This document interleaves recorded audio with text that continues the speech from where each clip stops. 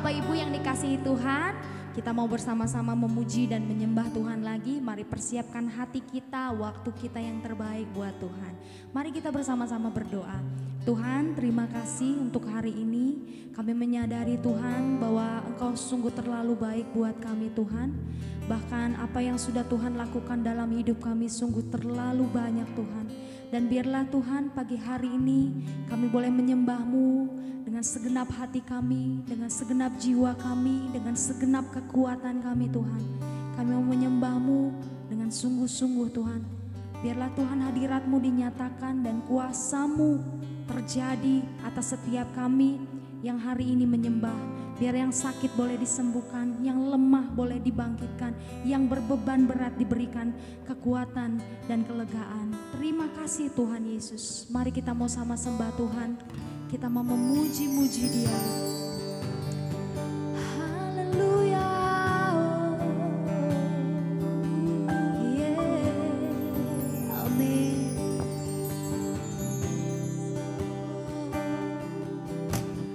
Hanya Kau Tuhan di hidupku. Kau berikan hidup yang baru.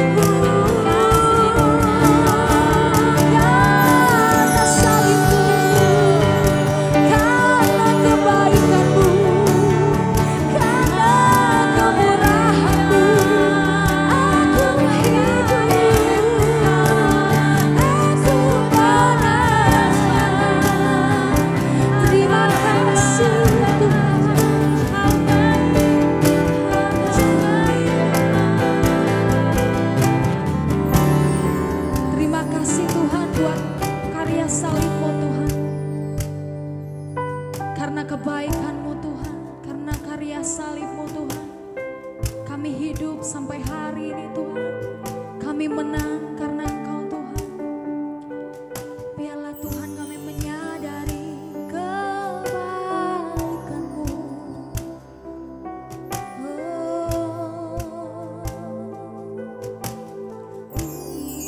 Karya terbesar dalam hidupku, pengorbananmu, amin, yang selamatkanku. Engkaulah harta yang tak ternilai, yang ku miliki dan ku hargai. Karya terbesar, dalam hidupku, pengorbananmu yang selamatkanku. Engkaulah harta yang tak ternilai, yang ku miliki dan ku hargai. Panggil Dia, Yesus, Engkau ku kagumi, hanya Kau yang kami kagumi.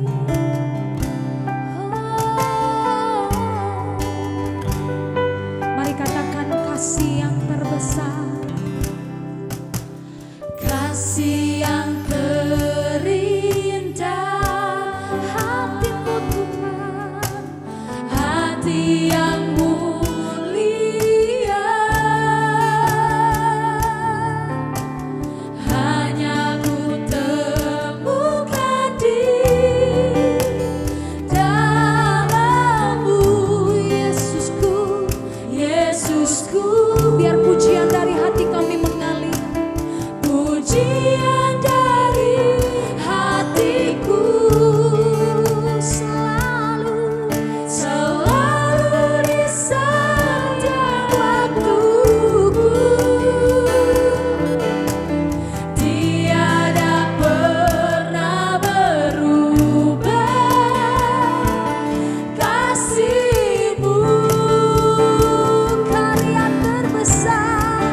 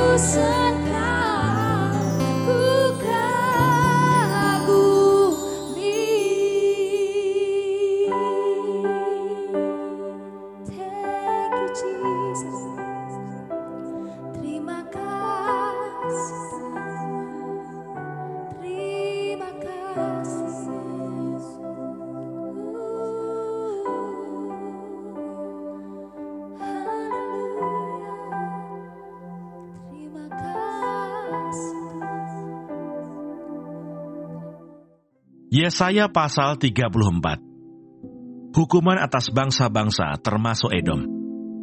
Marilah mendekat, hai bangsa-bangsa, dengarlah dan perhatikanlah, hai suku-suku bangsa. Baiklah bumi serta segala isinya mendengar, dunia dan segala yang terpancar daripadanya. Sebab Tuhan murka atas segala bangsa, dan hatinya panas atas segenap tentara mereka. Ia telah mengkhususkan mereka untuk ditumpas, dan menyerahkan mereka untuk dibantai. Orang-orangnya yang mati terbunuh akan dilemparkan, dan dari bangkai-bangkai mereka akan naik bau busuk. Gunung-gunung akan kebanjiran darah mereka. Segenap tentara langit akan hancur, dan langit akan digulung seperti gulungan kitab. Segala tentara mereka akan gugur, seperti daun yang gugur dari pohon anggur, dan seperti gugurnya daun pohon ara. Sebab pedangku yang di langit sudah mengamuk. Lihat, ia turun menghakimi Edom, bangsa yang kukhususkan untuk ditumpas. Tuhan mempunyai sebilah pedang yang berlumuran darah dan yang penuh lemak, yaitu darah anak-anak domba dan kambing-kambing jantan, dan lemak buah pinggang domba-domba jantan. Sebab Tuhan mengadakan penyembelihan korban di Bosra, dan pembantaian besar di tanah Edom. Banteng-banteng akan rebah mati bersama-sama domba dan kambing itu, dan lembu-lembu jantan yang muda bersama-sama lembu-lembu jantan yang gagah. Seluruh negerinya diresapi oleh darah, dan tanah mereka penuh dengan lemak. Sebab Tuhan mendatangkan hari pembalasan dan tahun pengganjaran karena perkara Sion. Sungai-sungai Edom akan berubah menjadi ter, dan tanahnya menjadi belerang. Negerinya akan menjadi ter yang menyala-nyala. Siang dan malam negeri itu tidak akan padam-padam. Asapnya naik untuk selama-lamanya. Negeri itu akan menjadi reruntuhan turun-temurun. Tidak ada orang yang melintasinya untuk seterusnya. Burung undan dan landak akan mendudukinya. Burung hantu dan burung gagak akan tinggal di dalamnya. Tuhan menjadikannya campur baur dan kosong, tepat menurut rencananya. Jin-jin akan diam di dalamnya, dan para pemukanya akan tidak ada lagi. Tidak ada lagi di sana yang dimaklumkan sebagai raja, dan semua pemimpinnya sudah lenyap. Duri-duri akan tumbuh di puri-purinya. Rumput dan putri malu di tempat-tempatnya yang berkubu, sehingga menjadi tempat kediaman serigala dan lapangan bagi burung unta. Di sana berpapasan binatang gurun dengan anjing hutan, dan jin bertemu dengan temannya. Hantu malam saja ada di sana, dan mendapat tempat perhentian. Di sana ular pohon bersarang dan bertelur, mengeram sampai telurnya menetas. Burung-burung dendang saja berkumpul di sana, masing-masing dengan pasangannya. Carilah di dalam kitab Tuhan dan bacalah. Satupun dari semua makhluk itu tidak ada yang ketinggalan, dan yang satu tidak kehilangan yang lain. Sebab begitulah perintah yang keluar dari mulut Tuhan, dan roh Tuhan sendiri telah mengumpulkan mereka. Ia sendiri telah membuang undi, dan membagi-bagi negeri itu di antara mereka dengan tali pengukur. Mereka akan mendudukinya sampai selama-lamanya, dan akan tinggal di situ turun-temurun. Yesaya pasal 35. Keselamatan bagi umat Tuhan. Padang gurun dan padang kering akan bergirang. Padang belantara akan bersorak-sorak dan berbunga. Seperti bunga mawar, ia akan berbunga lebat. Akan bersorak-sorak, ia bersorak-sorak dan bersorak-sorai. Kemuliaan Libanon akan diberikan kepadanya.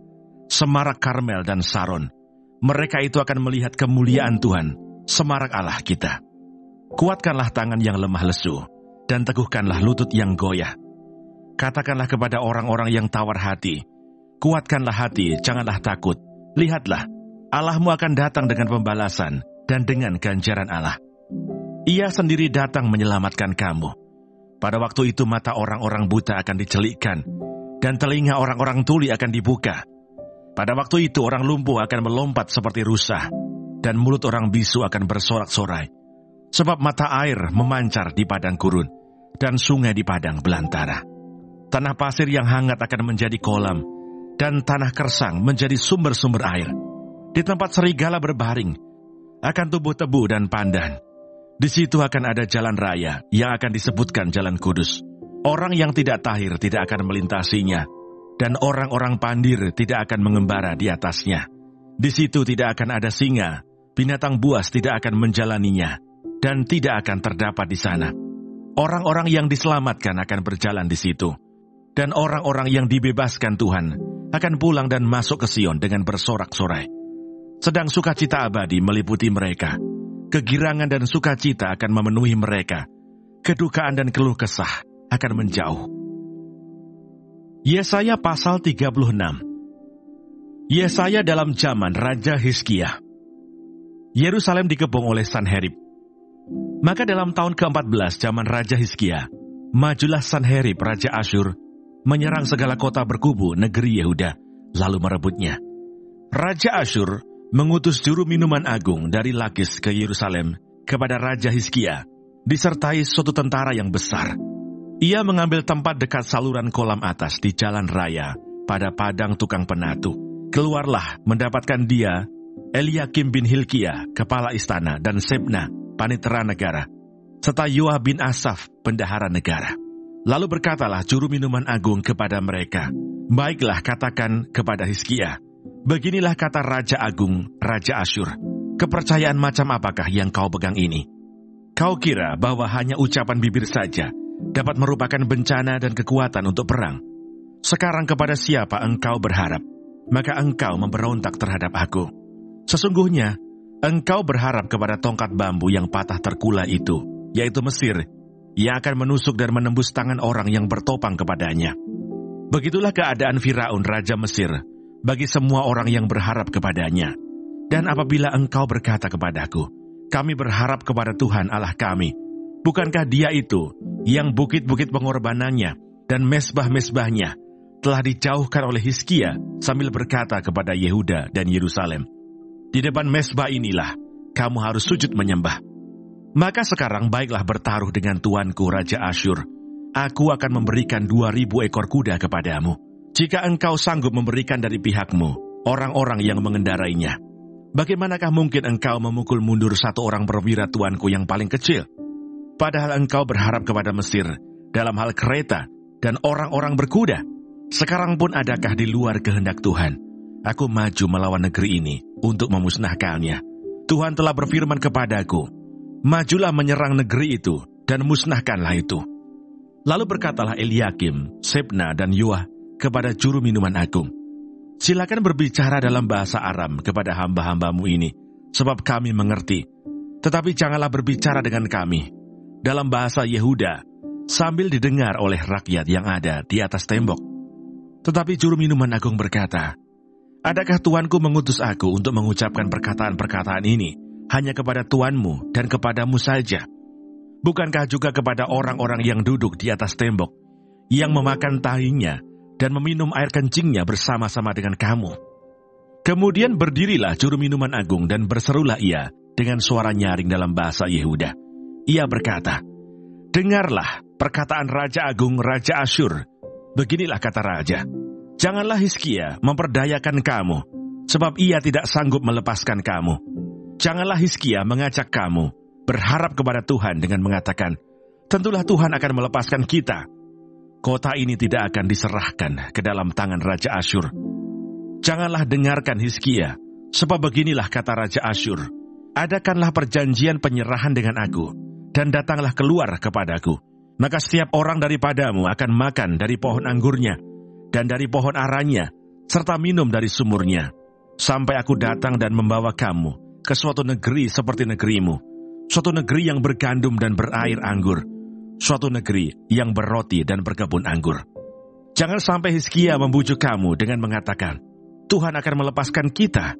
Apakah pernah para allah bangsa-bangsa melepaskan negerinya masing-masing dari tangan Raja Asyur? Di manakah para allah negeri Hamad dan Arpad? Di manakah para allah negeri Sewarwaim? Apakah mereka telah melepaskan Samaria dari tanganku? Siapakah di antara semua allah negeri-negeri ini yang telah melepaskan negeri mereka dari tanganku, sehingga Tuhan sanggup melepaskan Yerusalem dari tanganku.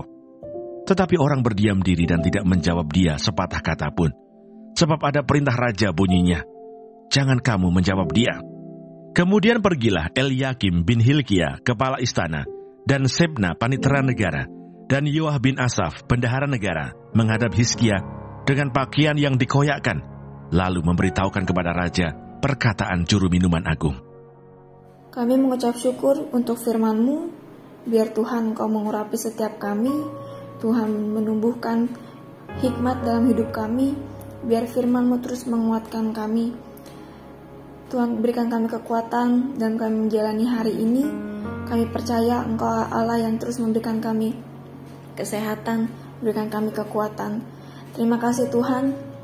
Bapa kami yang di surga, dikuduskanlah nama-Mu, datanglah kerajaan-Mu, jadilah kehendak-Mu di bumi seperti di surga. Berikanlah kami pada hari ini makanan kami yang secukupnya, dan ampunilah kami akan kesalahan kami, seperti kami juga mengampuni orang yang bersalah kepada kami. Dan janganlah membawa kami ke dalam pencobaan, tetapi lepaskanlah kami daripada yang jahat. Karena Engkaulah yang punya kerajaan, dan kuasa, dan kemuliaan, sampai selama-lamanya. Amin.